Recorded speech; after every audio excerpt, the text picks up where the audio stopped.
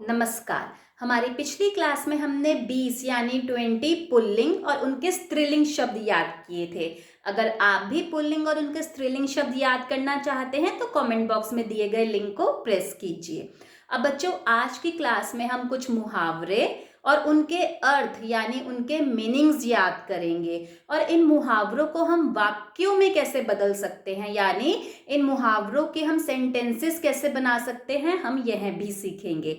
तो बिना time waste किए चलिए आज की क्लास स्टार्ट करते हैं। तो बच्चों, हमारा सबसे पहला मुहावरा है काला अक्षर भैंस बराबर, और इसका अर्थ होता है अनपढ़। अनपढ़ यानी जिसे बिल्कुल भी पढ़ना लिखना ना आता हो। ठीक है, और इसका क्या वाक्य हो सकता है? पिंकू के लिए काला अक्षर भैंस बराबर है। ठीक है, समझ में आ गया। अगला मुहावरा है कान पर जूं ना रेंगना, और इसका अर्थ होता है कुछ असर ना होना। और बच्चों, इसका एक वाक्य कैसे बना सकते हैं हम?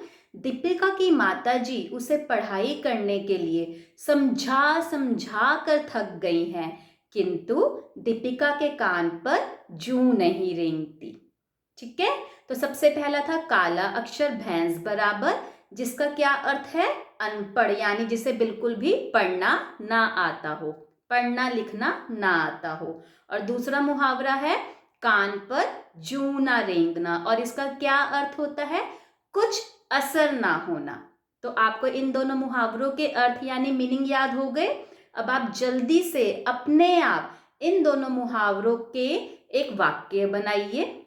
उस वाक्य में ये दोनों मुहावरों का यूज होना चाहिए और मुझे कमेंट बॉक्स में कमेंट कीजिए। हमारा अगला मुहावरा है डंके की चोट पर कहना, और इसका अर्थ होता है साफ साफ कहना। और इसका मुहावरा है कक्षा में सभी विद्यार्थी, कक्षा यानी क्लास, विद्यार्थी यानी स्टूडेंट्स, बच्चे।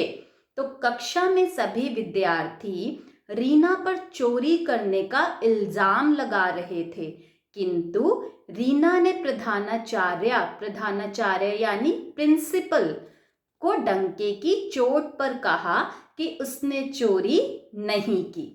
तो यह थोड़ा सा लंबा वाक्य है, इसको हम एक बार फिर से पढ़ लेते हैं। कक्षा में सभी विद्यार्थी रीना पर चोरी करने का इल्जाम लगा रहे थे, किंतु रीना ने प्रधानाचार्य को डंके की चोट पर कहा कि उसने चोरी नहीं की।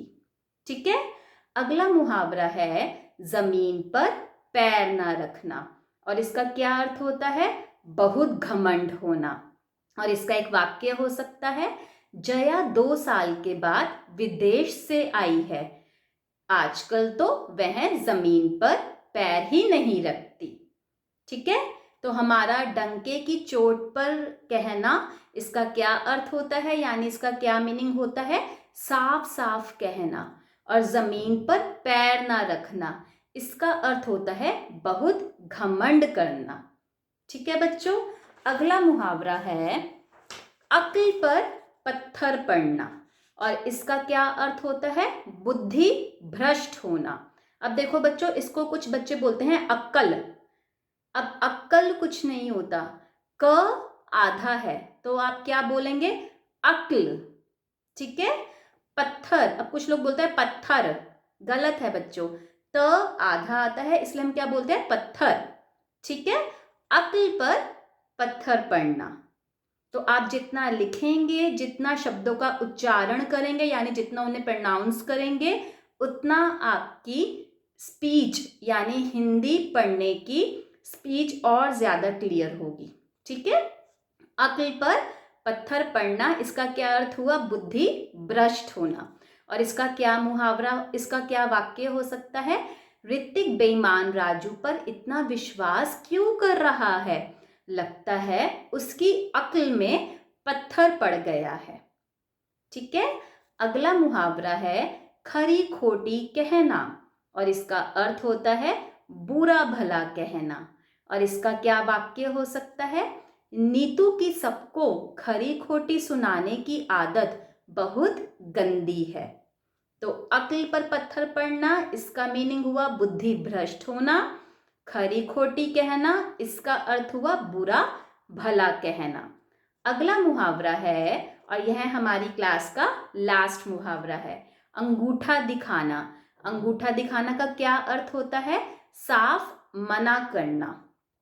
जब मैंने अपने मित्र यानी फ्रेंड, जब मैंने अपने मित्र से कक्षा कार्य यानी क्लास वर्क, कक्षा यानी क्लास, कार्य यानी वर्क, कक्षा कार्य क्लास वर्क।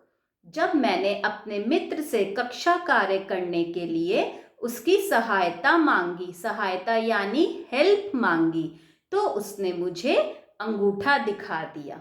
ठीक है, एक बार इस वाक्य को हम फिर से पढ़ लेते हैं।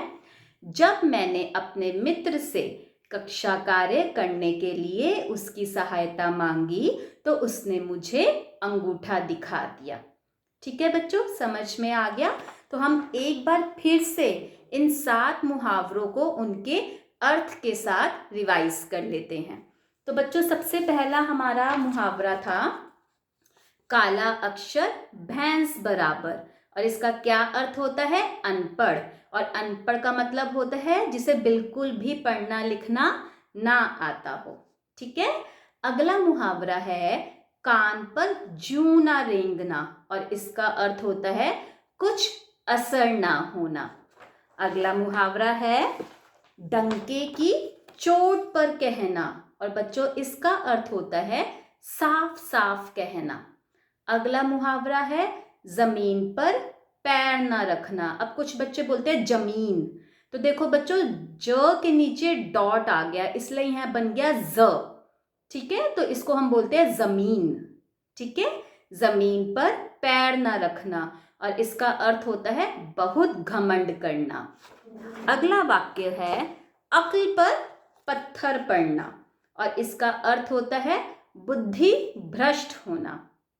अगला मुहावरा है खरी खोटी कहना, और बच्चों इसका अर्थ होता है बुरा भला कहना।